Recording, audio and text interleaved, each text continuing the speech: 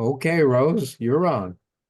So I'm really happy that we have Saul Carliner, if I'm pronouncing his last name correctly, Carliner, to present today on Business Essentials, the 5 facts every professional should know about the tech com business.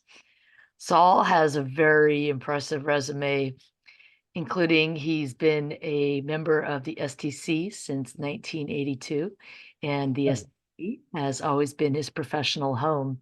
He's been involved in a number of ways, such as being the president in 1995 to 96, being on the STC certification board, working on publications, national conferences, regional conferences, even establishing bookshelves at university libraries for tech programs.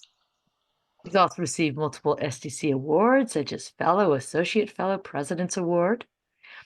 And on a more personal level, his hobbies include traveling, visiting museums, and walking, urban hiking, which the three often work with each other.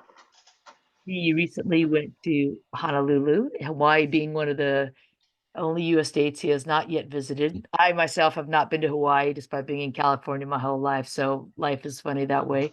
He's also been to Berlin and Baltimore, his hometown. And he wants you to know too, and I think it's always impressive that he did do 10,000 steps a day on those trips. So these are active vacations, not cruises. He reads a lot of news, at least 5 newspapers a day, mostly American sources, including the Globe and Mail, which helped him acclimate to Canada. He's also an avid TV watcher. I understand that I'm the same way. His newest guilty pleasure is Law and Order Toronto Criminal Intent. I'm also a Law and Order fan, so I'm really excited to have Saul with us today. Thank you, Saul. Well, thanks for having me. Thanks for the invitation, Rose. Before we get started, I was looking at who's here and I'm thinking, I've got other presentations I can give. I'm not sure this one I was originally proposed. I'm going to throw something on, change the last minute. I've got 2 other presentations I can do, and I'm going to let y'all vote. And you can do that in the chat. The one I'm supposed to give is the 5 things about the tech com business everybody should know, or something like that. Not the exact word in the title. I can also do a presentation called An Ode to Lists, the Ultimate Organizer.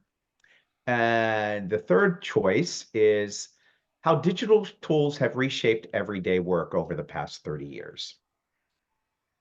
So how many people, so again, your choices are the advertised presentation on the 5 things that 5 business essentials that every professional needs to know about the technical communication business. An ode to lists, the everyday or the ultimate organizer, or get the exact title, how digital tools have reshaped everyday work over the past 30 years. Yeah, I like that one. You like that one? How many people? I like the digital tools. I thought that would be the one. As soon as I was like, yeah, I feel that one's going to go over pretty well. So I hope you don't mind. I hope nobody is. I mean, if somebody's really upset, we will. I'm going to do the digital tool since that seems to be the one. And I apologize for not reading the room before I got into the room. But I really appreciate y'all's flexibility. So this was actually a really fun one to put together. So I'm going to share my screen, although it's been disabled. So if you can enable it, I have there are some beautiful pictures and you can see where I work and all kinds of other stuff. So, all right, 30 years of technology. Let's get this. Hold on, I got to make one adjustment before I go through. Then I'll be 1 second because I had another slideshow all set up. So I've got to get this one ready. And you're ready to go. And I made you a co-host, so you should be able to. I should be able, if I'm a co-host, I definitely should be able to. I just had to get the screen ready to be shared. Now it is. So, how digital tools have reshaped everyday work. And we're going to, it was originally I was going to do it at a different time frame, and then I've had too many slides, and I worked on this originally. So it goes, and this was originally developed last year, but I think there's some interesting developments in the past year that I'll talk about. So I'm going to take a little trip down memory lane, and we're going to start in 1993. And the reason I started 1993 is it just worked out really, really well. It was also the first year I worked. I worked before that for IBM. That's when I knew Tony, and I know Tony is Maria, so I always call her Maria. But this building that I show you is the building next door to where I work, believe it or not. It's an extension. I work in a Start building. This was the tower they put up next to it. Probably can't tell too well. It's in winter in Montreal there. And that's the building that's the year that this building opened. And that's also the year I did my first term my first job as I was just an adjunct professor at the time. So a little bit about politics. I don't know how many of you know anything about Canadian politics, but Jean Chrétien became the prime minister. He was actually a protege of the original Trudeau, Pierre Elliott Trudeau. Bill Clinton became president that year. And some of you, I think all of you probably remember, there was this little recession going on as the defense spending was plummeting and at the end of the Cold War, and the consumer spending had not yet begun to fill the gap. I don't know if many people remember back in technology. How many people remember Windows 3.1 and WinHelp? It was a very popular word among technical communicators, WinHelp. And we also got in entertainment, Dazed and Confused, the movie, Frasier, Boy Meets World, X-Files were popular TV shows. And then for those of you who remember pop music, Hathaway, What is Love? Was a popular song. So what we got going on in systems at this time, how are we using technology? And for systems, a lot of people, definitely people were still using the IBM System 370 terminal. Some people were using other mainframe-like computers. I had been using the IBM PS1, which was a light version of the IBM PC, and it was designed for home use. It had a light-powered version of a product, which I'll talk about in a moment, called Microsoft Works. And then I switched over to a Dell desktop computer that year. To manage my personal schedule, I don't know if anybody remembered, they used to have these leatherette things called the day timers, and you had the ABC system. You're supposed to do your to-do list. A's are the must-do, the B's are you should-dos, and C's if you have time to do it. And basically, my whole life was I never kind of got it organized. And then I made a handmade database with my software, and then I started using the Lotus Organizer when I got my Dell. And I just loved that tool. It looked like a day timer, but it was digital and you could look everything there. I'd also, before I left IBM, I used IBM Profs.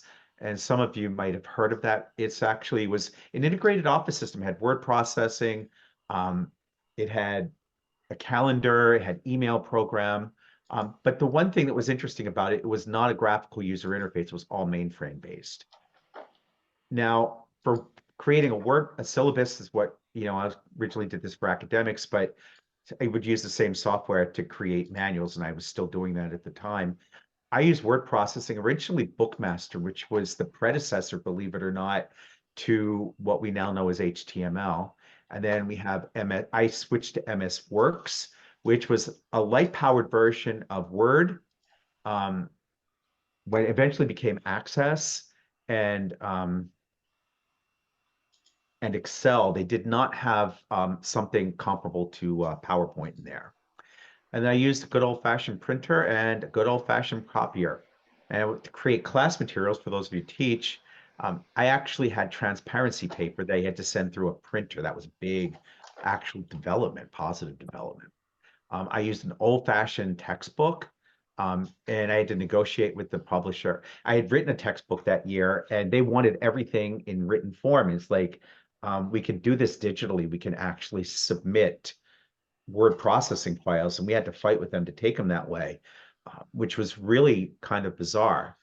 Everything was stored on a hard drive and occasionally backed up on diskettes. The only reason it was occasionally was because I was lazy and didn't get around to doing it. You were supposed to do that all the time. And then finally, in terms of when I was doing a workshop, I would travel around the country, and my favorite location when I arrived in a new place was Kinko's because I had to print out my handouts. I had to finish working on them. And I would spend $200-300 a pop visiting these places. It's now FedEx office. I used the computers there usually for about anywhere between 4 and 8 hours to finish things up, printed everything out, and that was usually pricey. And then I had to print everything. When I submitted grades for courses back in '93, I marked up a grade sheet. When I communicated with students and colleagues, it was in person. I had office hours. I would use a landline telephone, and I had the voicemail. I was one of the first people to get voicemail privately. I had it at work.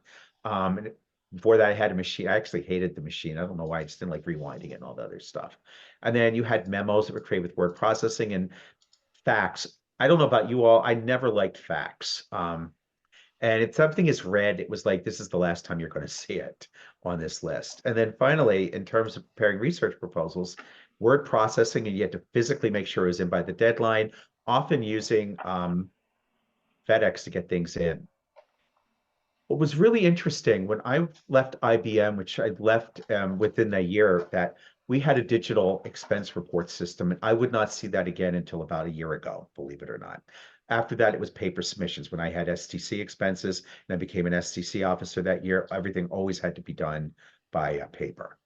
So which was interesting. And then to get news, I don't know if anybody remembers this, the Prodigy service. Anybody, that name ring a bell with anybody? Prodigy, yeah. A Yeah, little. it was originally called Tritex. It was a joint venture of IBM, CBS, and Sears. Interesting threesome there. And they knew that something big was going to happen. And so my PS1 came preloaded with Prodigy, and I bought that PS1 in 1991. And I immediately began using Prodigy. It was 2,400 bits per second. So you can imagine how slow it was. But I gave up my newspaper subscription immediately. I got all online news. And I don't know if you remember back in '91, it was a Wednesday night when the Iraq invasion happened. I remember distinctly, I was class that night, came home, I turned on the computer, started reading all about the invasion on Prodigy. And then this is the first week I had this computer, and I realized, you know what, I should probably turn on the TV to see what's going on. And never used to work like that. So that was like a major event in my life. So that was in '93. And I'm just going to skip through some of these because I just went through all this originally. But I want to move up to 1998. First one, in terms of politics, this is in Canada. It's 2 years after Fox News launches in the States. The conservative National Post launches in Canada. Unlike the Canadian version of Fox News, this one actually is still here.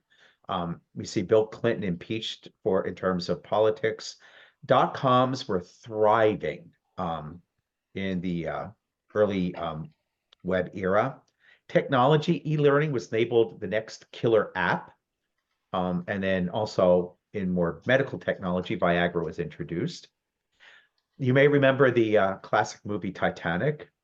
Some classic TV shows, Dawson's Creek, Felicity, Will and Grace, and Friends all premiered that year. And Cher had her big hit, Believe, and she became the first pop singer to have a #1 hit after age 50. One for extending the age thing. So She was also the first to use auto pitch correction. oh yeah, and that on that song though, I mean, she may have used in other ones, but that was really, there was a whole lot of that going on there. So in terms of the system, I was on a laptop by then and never went back to a desktop. In terms of managing my personal schedule, I was still on the Lotus organizer. I still like it had a note, it literally had like a notebook motif, and I just love the look of that. I still miss that to this day. To create a syllabus, I was using MS Word by this point, printer and copier, and I duplicated on a handout, but I also had a website that I created. It was hosted on my personal AT&T account. My school didn't really make available a website that easily, so I just made it myself with my AT&T WorldNet account gave me some web space. So I made, actually I had an information design website, and a lot of people started finding that, which was kind of neat. I also had some stuff on e-learning that got some attention too. In terms of creating class materials and also creating documentation, MS Word, at this point, PowerPoint is already become ubiquitous, but still have to copy everything. You still have a textbook that's physical that you give out to people. But I started using links to online articles. The academic articles were not online, but there were a lot of really practical articles. I will say that we started putting a few things on the STC website, not a ton. I had a really cool job that year because I was actually teaching distance before e-learn. It wasn't an e-learning, it was actually a satellite television link. It was one of those two-way satellite systems. And give you an idea what the cost was. Your account, whatever you pay for your ISP will seem really reasonable after this. That university paid $20,000 a day for that link. A day. And Wow. I was connected to 3 other classrooms. With that, which was really kind of fun, except for the day that some construction work, and we had used and to speed things up, obviously was a lot better than the 2400 bits per second dial-up. We had relatively really good, and I could talk to people. I could only see 2 rooms at a time of my 4 rooms, but whoever was talking got one of those 2 rooms. So I could talk to the students and call on them in the other rooms. If they weren't paying attention, I could, call on them and wake them up and stuff like that. But we were connected by cable, and a construction worker in the middle of a presentation exam where people were presenting, some construction worker somewhere way away from where I was cut the entire connection between us and the western half of the state of Minnesota. And all of my classrooms were in the western half of the state. So needless to say, I learned how to improvise really, really quick. In terms of storage, I'm still relying primarily on the hard drive, but you see backup on CD now instead of on, they had writable CDs. And so a lot easier than, and a lot more higher capacity than we had with the old diskettes, which on a good day were 20 megabytes. And then private workshops were still printed at Kinko's, still submitting grades by hand, communicating with colleagues. Now we're starting to see email show up. I got my first mobile phone at this point. But all the other stuff is still the same. Anything in green, you're starting to see, well, now this is something new. So preparing research proposals, everything was still done the old way. News, I had switched over from Prodigy to CNN.com. I gave up my Prodigy subscription at this point. I was on the WorldNet. When I left Atlanta and went to Minnesota, I went to WorldNet for my ISP. So 2003, this is the year I moved to Montreal. This is a building my university has 2 campuses. This is the one I do not work at. It's called Loyola because my school is formed from 2 mergers of 2. Everyone says it's a beautiful country-like pastoral place. I find it really remote, and I just say Loyola is the Canadian word for hell because it's too far away. I can walk I work downtown. I can walk home every day. I like that. We have our own metro stop for my school, my downtown campus, so I'm much happier there. But this is a beautiful building, and it really is a very nice building, and they're pretty proud of it. So in terms of politics, in Canada, you may not know who our prime ministers are. I've learned. Actually, I moved to Canada in a year to be quite eventful. We got a new prime minister, Paul Martin. He's the one who was best friends with Bono from U2. Yeah, I know it's kind of weird. And then Stephen Harper, who was our prime minister for a decade. The right in Canada completely fell apart at the very end of Brian Mulroney, who just passed away when he was finished up his term as prime minister.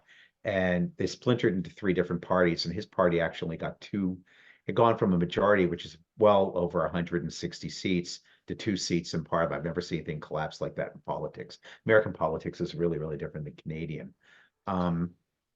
And this guy, Stephen Harper, decided to bring everybody back together. In terms of politics, that's the invasion of Iraq post 9/11. Canada does not join. The economy is still in a recession post 9/11. I'm going to skip to entertainment. I'm going to talk about technology last. In terms of entertainment, we've got Mystic River, American Idol. It started the summer before. We had that lovely show with Paris Hilton, The Simple Life. The OC, which has just come back on one of the streaming services, and then Crazy in Love from Beyonce is a big hit, her first big solo hit. Now, we've got this really interesting thing going on in technology, and a lot of other things happen, but this is the one I found most interesting.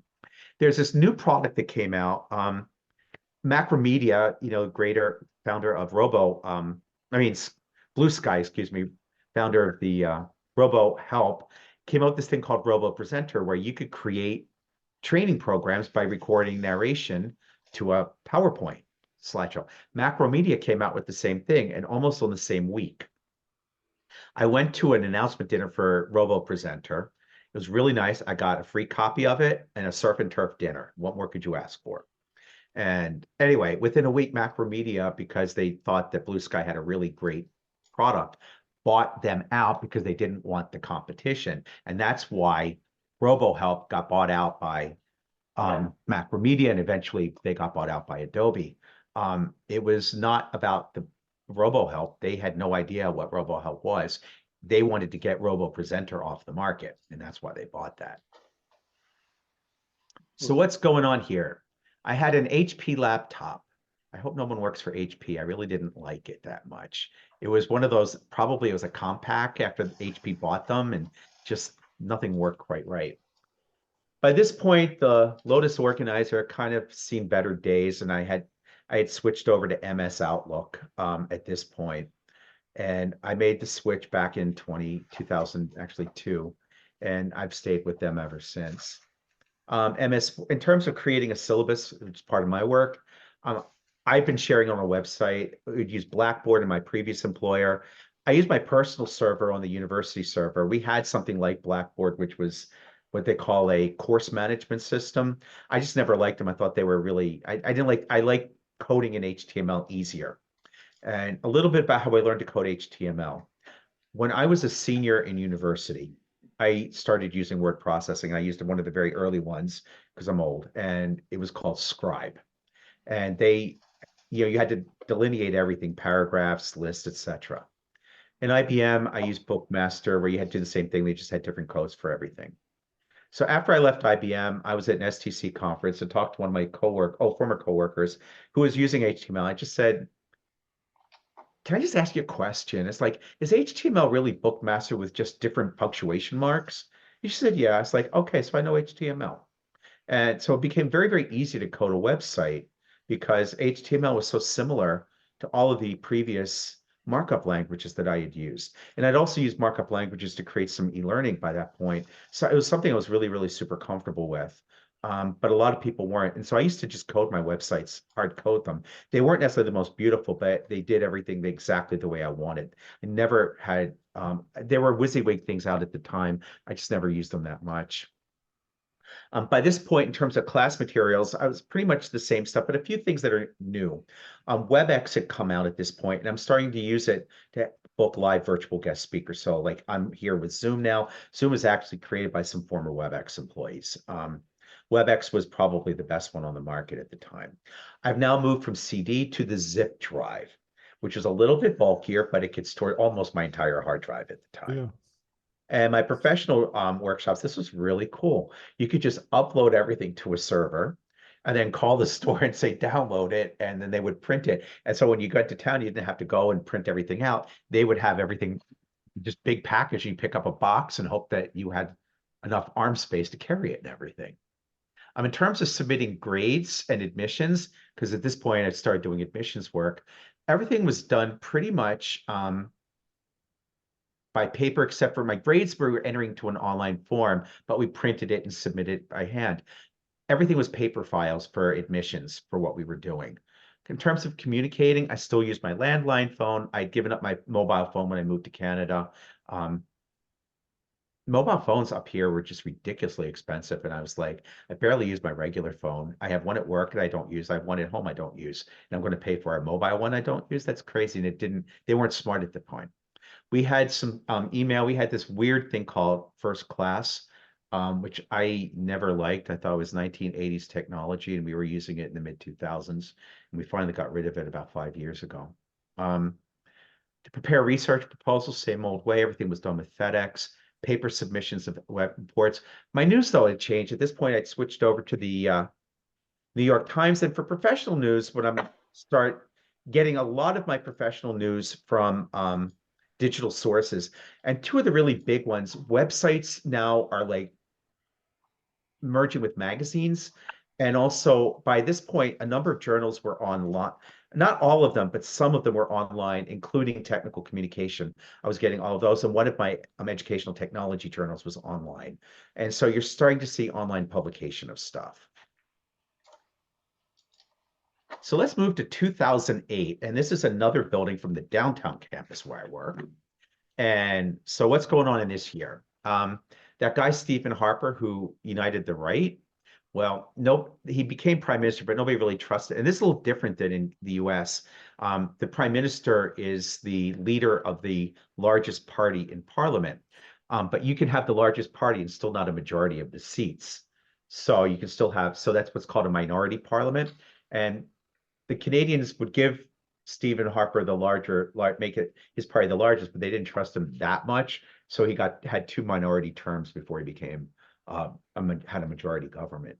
And that year also Barack Obama becomes president of the United States. We see the economy go crazy with the housing bubble burst, having the Great Recession. Yep. We're into Web 2.0 at this point. So we're seeing social media. And then the big thing that happens in computers is netbooks. And the very first netbooks actually did not run on either Windows or Mac OS. They ran on they were running on Linux, and they used OpenOffice.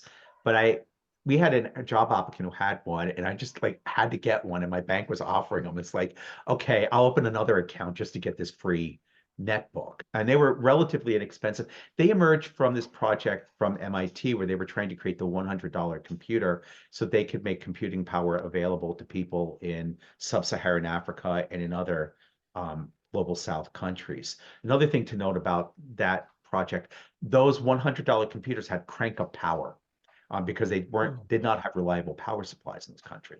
And in terms of entertainment, we've got Breaking Bad and True Blood are the 2 of the big, Emmy-loving TV series. And then we've got Lady Gaga finally breaking out with Just Dance. So what's going on in terms of systems? I have a Lenovo ThinkPad at this point. So I'm going back to my old employer because Lenovo was really IBM. But I have not one, but 2 netbooks. Because I have the Asus netbook, which runs on Linux, and I decided it was a really cool thing to have, but it didn't do anything for me. So I bought an HP netbook and really loved it. And this was a tiny laptop that you could just take anywhere.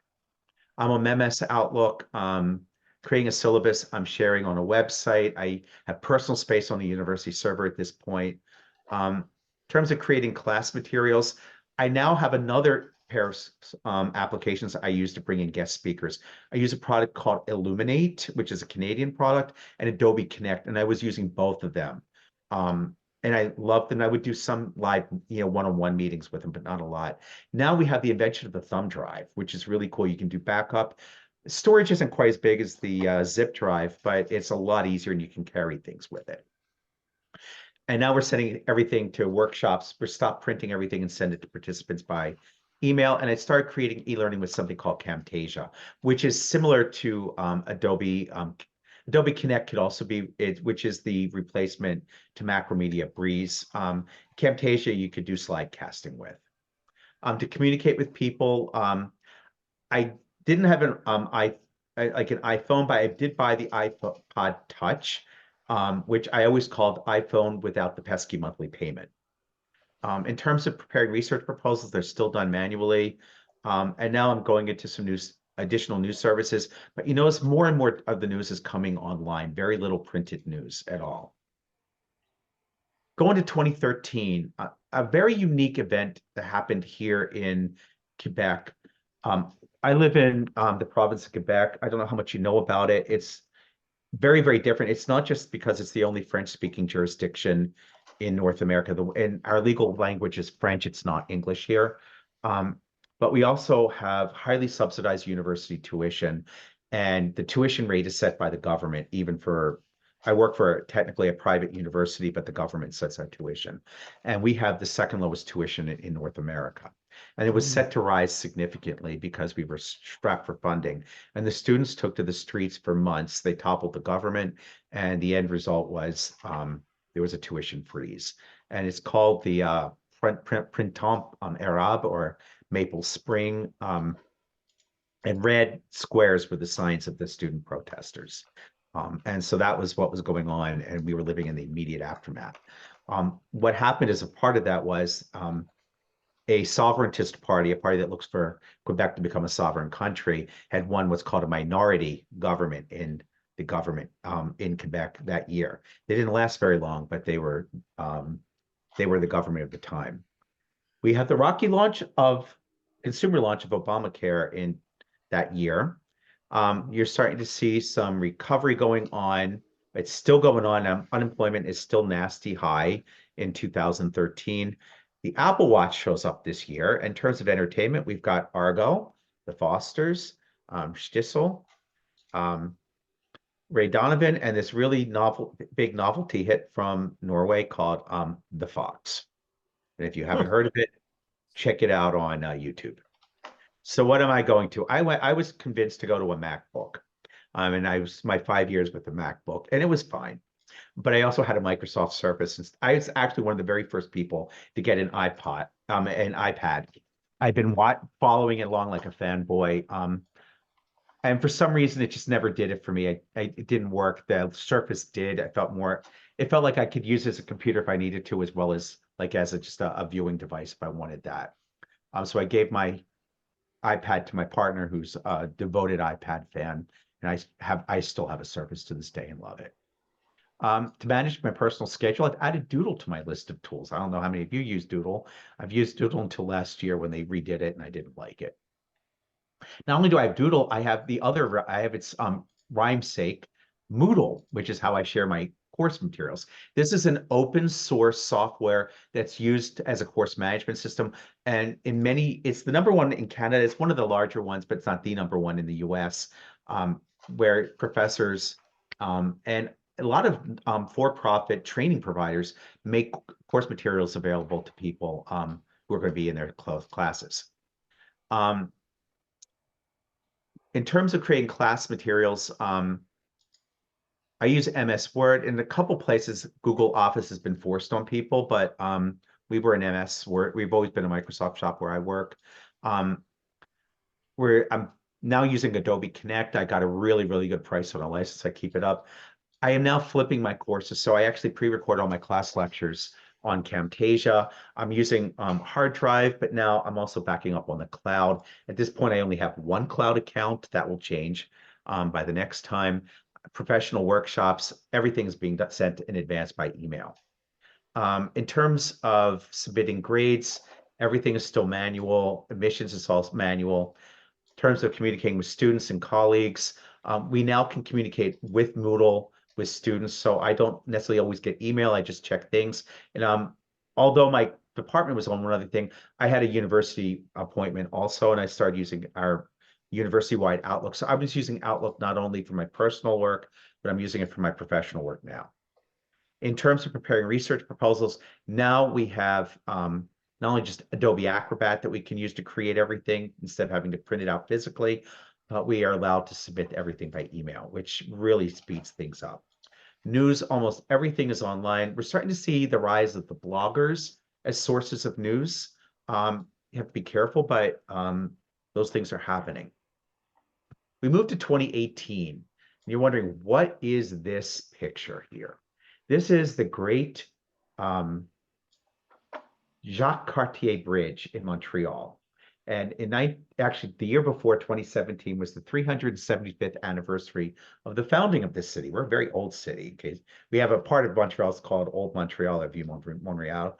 And 375 years, I think, qualifies for this continent as pretty old. And so one of the things, we have a company here called the Moment Factory that does spectacular, big spectacles. They're usually the ones that stage the halftime show for the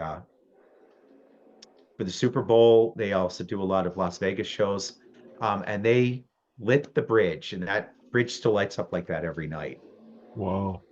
It's really beautiful. And during the pandemic, it was kind of fun because the only thing you could do is just drive around.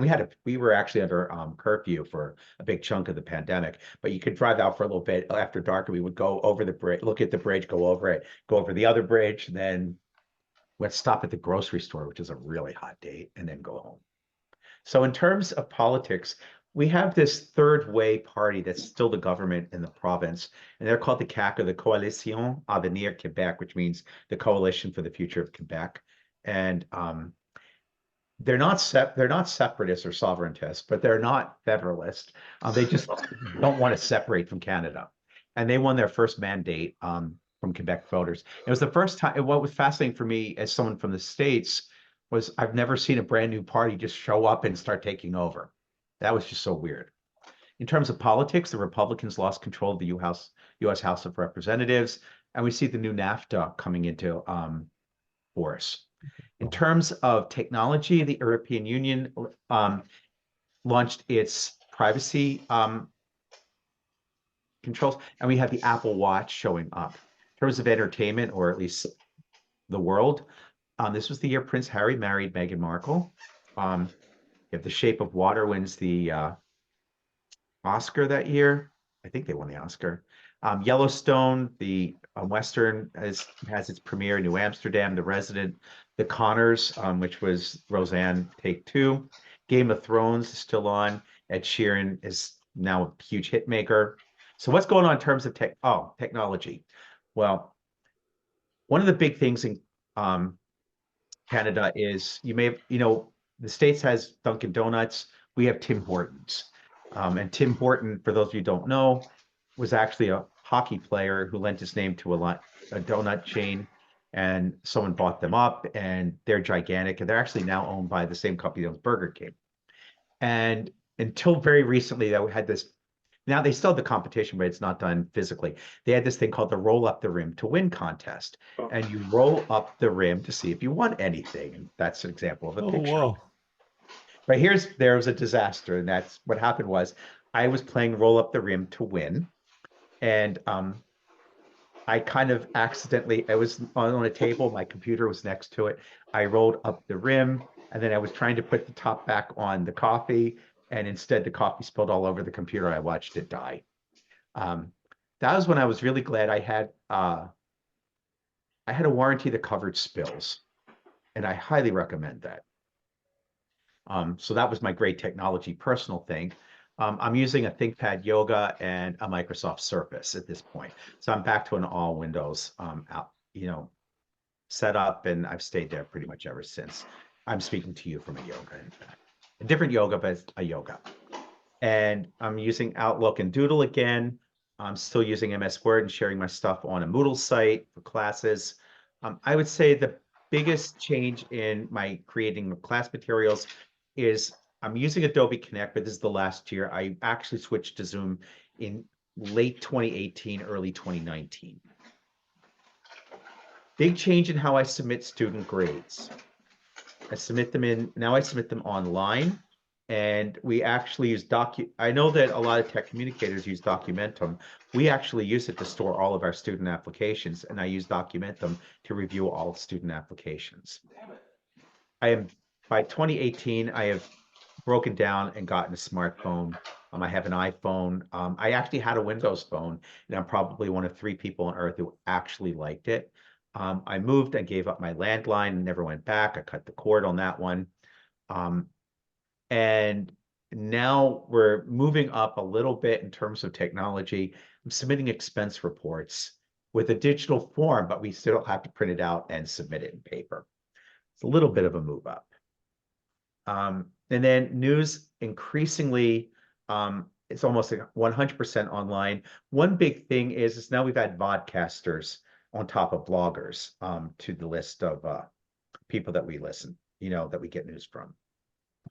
So it's 2023, and the largest rail infrastructure in North America opened its first phase, and it's called the Réseau électronique de Montréal, which is a word, basically the Montreal light rail system. And this opened, it's a big thing. It goes through my neighborhood, and one day, God willing, we'll have a stop here. So what's going on in the world? Well, in Canada, we have a new health, that we have national health care, and it's a single payer system. And so we have a new healthcare payments accords, hoping that we have enough money to cover the bills. In terms of politics, the Republicans regained the House of Representatives. The economy, we have rising interest rates, high inflation, but low unemployment. In terms of technology, we had ChatGPT as the really big news of the year. Although I think people were just kind of like fans of it. Like it was more like just fawning over it and people experimenting with it. There are other uses of AI going on, and I think a lot of people don't pay as much attention to that. In terms of entertainment, recent, so some of this will be familiar. Prince Harry's memoir was released.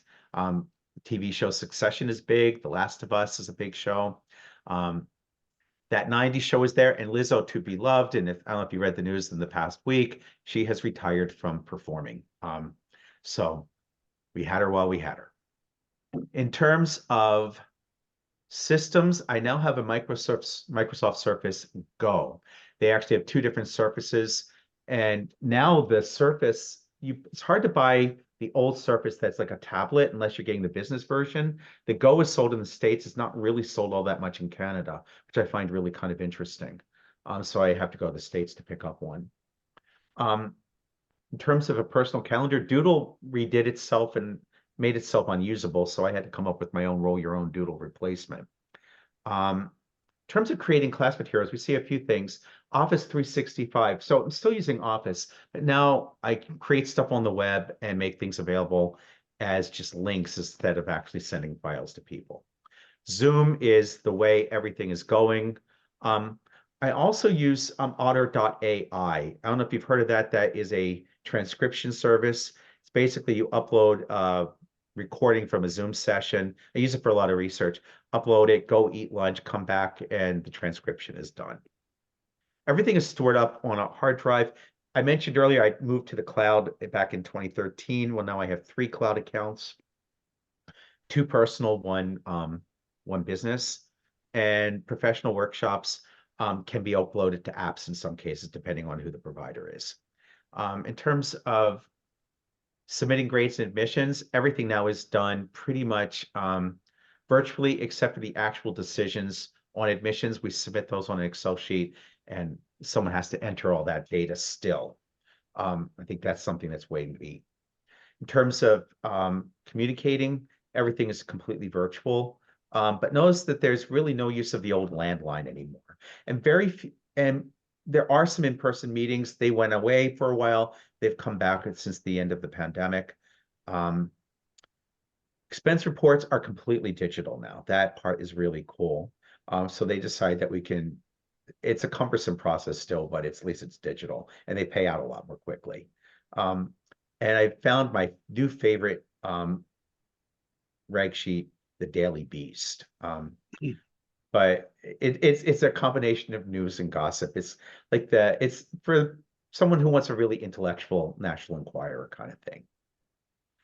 So this is like just a really quick walkthrough of what's going on, over the past 30 years in technology as it's affected one person's life.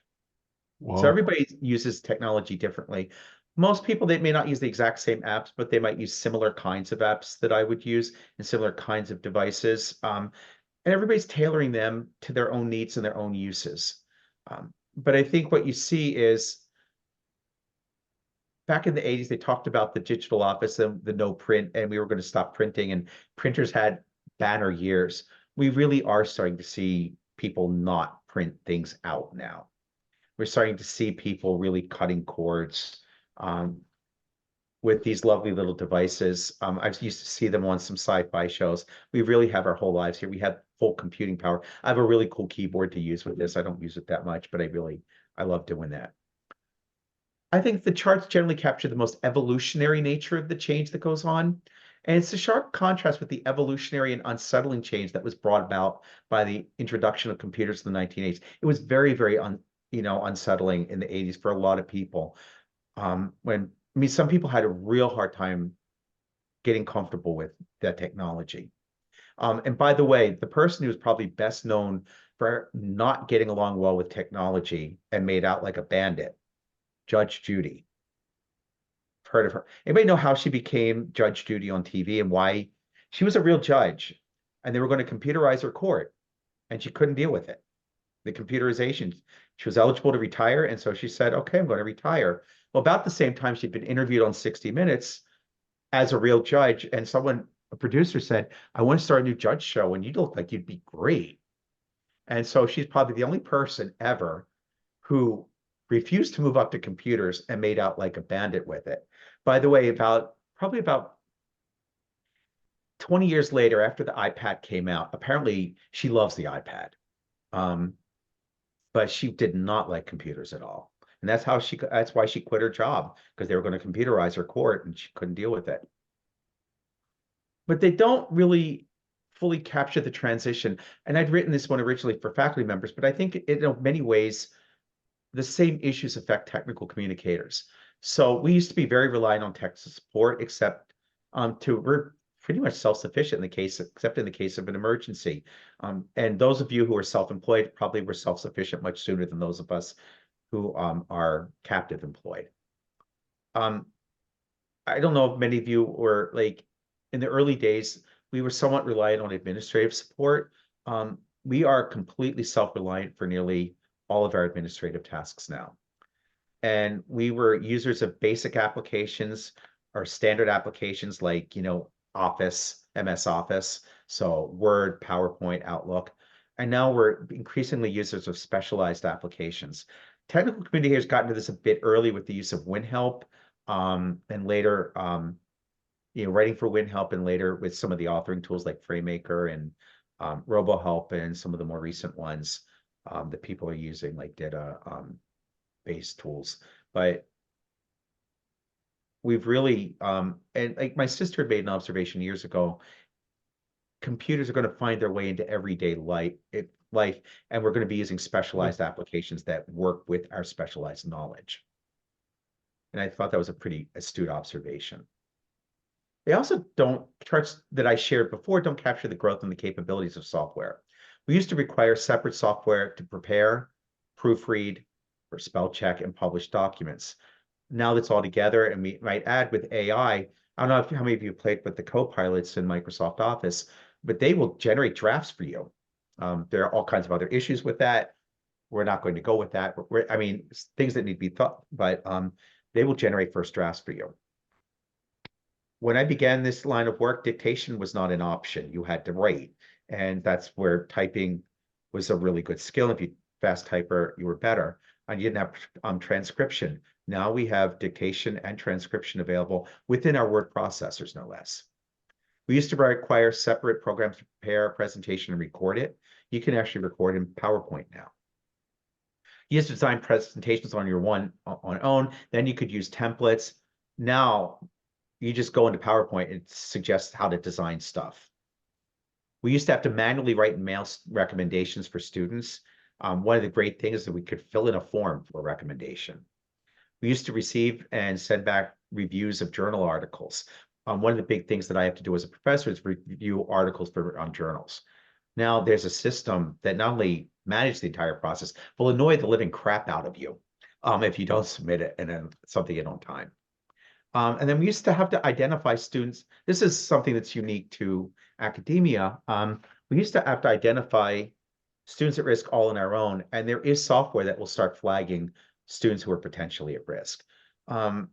Now, what happens is a lot of people use completely digitized tools to address the issues, and the students, it's like, we're really, really worried about you. Let our computer kind of prod you to get you be better. They need human attention. That's what the analytics are telling us. So in terms of some major technologies, these are some ones I never used. There was this thing called lecture capture that was really popular in higher ed. Never used them. I never used I actually had a Palm Pilot. I accidentally put Windex in it, so that kind of ended its life. I actually used it. It wasn't a real Palm Pilot. I used a different brand. I had an HP. They had some kind of knockoff. And then clickers, which was a classroom thing. In terms of temporary technologies, the Palm Pilot, I used temporarily. The Lotus Organizer was lovely. OpenOffice, just never worked. It was always never, and Google Office just never worked for me. I know for some people really love it. MS Works, which I always thought was great, and for most people, that's all they ever needed. Never took off, but Microsoft was pushing the full-fledged one, and that's what they did. Flip phones and iPod touches. They were there for a while. All the different storage technologies, like a trip down memory lane, all different kinds of class technologies. There's others that had some lasting power. The MS Outlook and the smart phone. I don't think people, like, there were some articles in the past year about how Word and PowerPoint and to some extent Office, Word celebrated its 40th anniversary. PowerPoint, I think it's 35th anniversary in the past year. Wow. I did not realize this. Both were actually created by a different company, and Microsoft bought them out and reinvented them. I didn't know that until now, but they're there. There's some production technologies. I'd say Camtasia, I said it had longer term, but I think its days may be over. Zoom, Acrobat, and tag-based text processors. Little fun fact about Acrobat. Turns out a guy I went to high school with was one of the engineers on that project. It's kind of cool.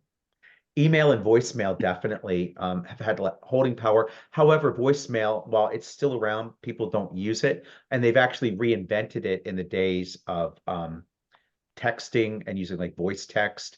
So it's not traditional voicemail, it's an adaptation of it. Some storage technologies have had long, hard drives are still around, I think will continue to be in cloud storage. And then class technologies, which probably are not as of great interest to you.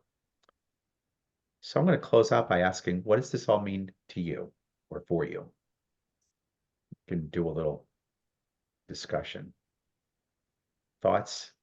Anything that you thought was missing from that should have been brought up? So in his last 30 years, you were a teacher, you always had classrooms you worked with, or? Yeah, I also was a writer during all that time too. Okay. And did course development. I'd originally developed this presentation for academics, so that's why it was a little bit heavier on that and not so much on tech writing. But yeah, so that's why there's a little bit more class stuff there. But It would be interesting to fill in those 5-year gaps because it jumps over. I mean, it jumps over a lot of things and that never actually get mentioned. I mean, like the pandemic. yeah. It was just a question of which year I got started with, but what gets covered. Yeah. And that's one of the challenges when you do the slice of life thing. There are things that happen in between that may not actually get covered. Yeah, but it wouldn't be an hour talk. No, you'd be probably here until like, Yeah. pandemic. The good thing in the Zoom room, it's not likely you're going to cause the next pandemic. That's great. But one thing you could also talk about is the evolution in cinema to like Yeah. iFixes and Netflix and things like Kindle. That's actually a really interesting thing because the streamers, there was one, IBM had actually predicted that streaming was going to take over in 2012. I think they were only off by, I would say, about 6 or 7 years. I think the other thing that's actually kind of interesting, there's been a plethora of content, but there's less money in it too. The economics, that's really what affected. I don't know if people followed the Hollywood strike last year. The bottom line is they're not making as much, their bottom line is not what it used to be. And they're going to have, there's a bigger pie, it's getting split up more widely, and in the end, there's less money on any individual product. Well, there's an interesting principle that says people overestimate the short term and underestimate the long term. Exactly. Really good observation, Richard. Thing I remember is that was during the 80s. There was a period of time there in which, and I'm thinking mostly of the company Borland. Borland was putting out new languages, on a regular basis. A lot of which have just come and gone, and we don't, Prolog and things that we don't hear about anymore. But they had a little tool called Sidekick that I just absolutely love. I remember Sidekick, yeah. The first version, and then they upgraded it and got rid of a bunch of the features I really loved in the first one, and I never used it after that. But it had a thing like a universal calendar in it that you could type in any year that ever existed and find out, that the 1st of July was on a Wednesday, that kind of. I wrote a program for that one in my games. Yeah. Anyway, it did just it was just a pile of useful little tools. It was a lot of Oh, I fun. definitely remember that. It was really cool. And then he just, yeah, but it stopped being, yeah. There were a lot of there were a lot of things that were really, they didn't last really long, but they were really great while they were there. Yeah. That could be an interesting thing. What was your favorite thing that didn't last in technology? And then which technology that someone got excited about but you thought was stupid, did you actually get right? Yeah. And then, of course, there was this sequence of word processors. Oh, yeah. Remember WordStar? Yep. Word perfect. WordStar, WordPerfect, Word Yeah. perfect. a bunch of them, yeah. But there And were way back- there was a sequence of programming editors that I loved, and Slick Edit and BB Edit and a bunch of other things. And now VS Code is sort of the star. Yes, remember NROF and TROF. Yeah. Never forget. Oh, yeah. No, like WordPerfect. It was funny because when WordPerfect, everybody was using it. I remember the first time I used it, I didn't use it that much. It was like, I do not get what the popularity of this product is. I find it confusing. Both And firms then- love it.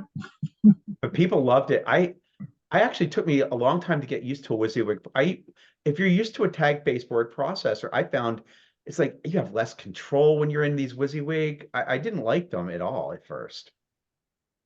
I think it was WordPerfect. One of those was really popular in the legal profession because it would Yeah. do things I think it was like WordPerfect. run the numbers down the side of the column that are used in Yeah. Yeah. legal briefs and stuff like that Find that numbers.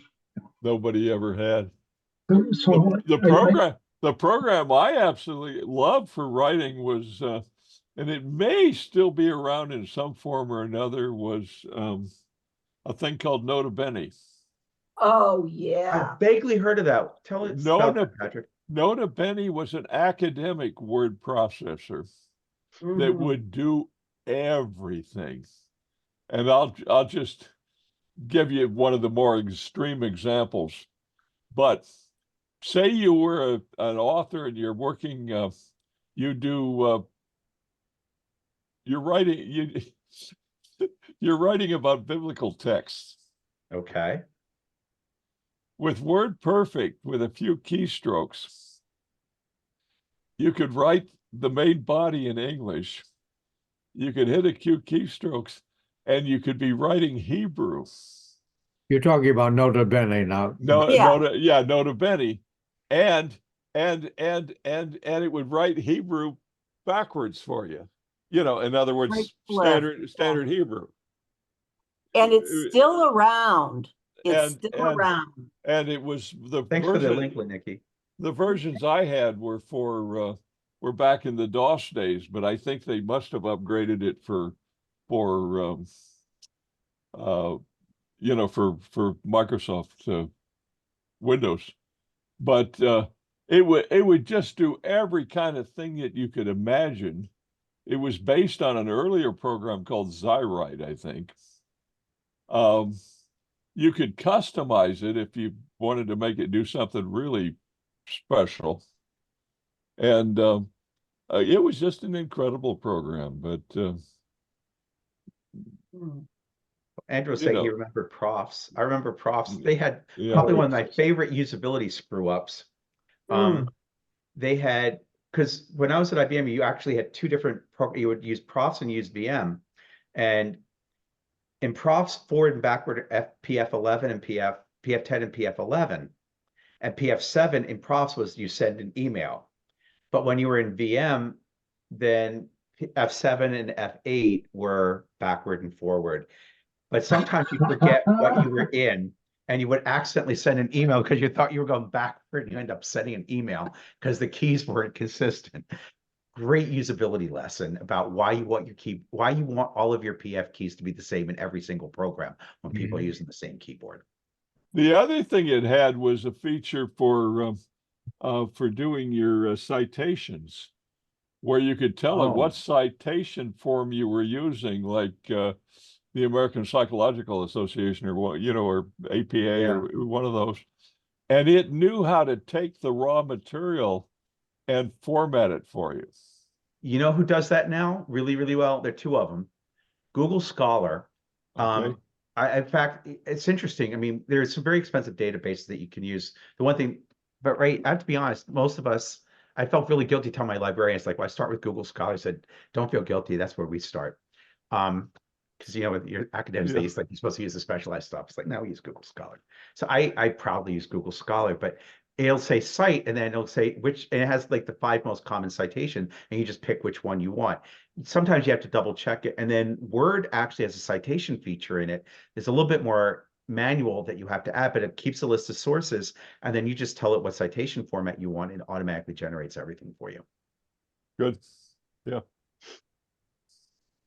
I find that really, really useful. That was a trip down memory lane, to be sure. In Silicon Valley, they have transcended authoring tools completely, and they now revert to text editors marking content up in Markdown and storing content in Git and outputting in HTML via static site generators. And So in other words, those markup skills have suddenly become hot again. they're hot again, and yet they are a stage. And if you can't do both the Git component and the static site generator output component, you are uncompetitive. And again, I think it's employers wishing not to spend on authoring tools, and also not to have content siloed in the hands of the tech writer. And I don't see that going back. I think I can name 2 companies that actually pay for authoring tools, and they're both madcap flare houses. Well, it makes it a lot easier for programmers to work with developers because you're using the same tools. Exactly. Yeah. Is anyone using AI generated documentation out there? No. Not that's willing to admit it. Okay, that's an interesting way of putting it, Andrew. There are tools that I played around with that this is what freaked me out. I've taught a course this winter on a subject, and my teaching assistant said, I told her about this tool that supposedly will generate your syllabus for you automatically. And so she said, I'll play with it. So she played with it for the course, and all you have to do is type in the name of the course, and it generates the entire syllabus for you. You have a couple of choices that you have to make. How many weeks of the course? Do you want class notes? But beyond that, it just generates the thing. And when she told me it worked, it's like, don't show me. I want to see it for myself. So I played with it. We both came to the conclusion this really depressing. It's like, and it's not bad. And I was talking to another professor today about AI and the comprehensive exam, which is a big ceremony. It's where you become eligible to do your dissertation and a doctoral degree. And what happens when ChatGPT writes the first draft of your comps? Is that okay? Not? It's like, well, I mean, it's Wild West right now, but I have a feeling one day it's going to be, and we're going to have to figure out how to live with that. Well, I of think course we're it's going to stressed. be okay. Sooner or later, if you have tools, you're going to use them. Exactly. And then the question is, how do we do it in a way? Everybody's always going to be concerned about one thing or another, but I think the fact that people are going to use them is just a given. And there's some news sources I didn't realize because I'm not a big sports fan. Most Sports Illustrated is written by bots. Yeah. Oh yeah. I was shocked when I learned that. Yeah. And Gannett, the big, the really famous news company, they have bots write a whole bunch of their stuff. Certain high school sports scores, all done by bot. I mean, why? Well, what about it seems like an absolute no-brainer. Why put a human on that? Yeah. Okay. We can keep talking, but I'm going to turn off the recording unless somebody has something that they really want to say on the recording. No. Go ahead. Okay.